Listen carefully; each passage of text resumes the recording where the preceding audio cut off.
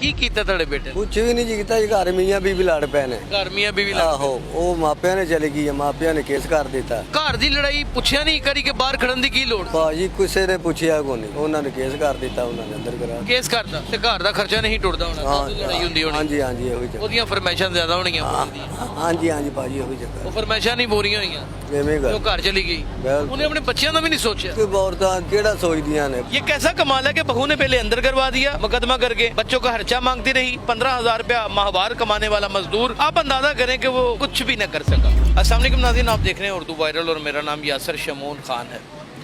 हम दुखी इंसानियत के जितने मर्जी दुख को बांट लें, लेकिन ये कम होने का नाम नहीं लेता, ये बढ़ते चला जाता है। ये एक मजदूर फितरत इंसान इस वक्त कैंप जेल के बाहर बैठा हुआ है।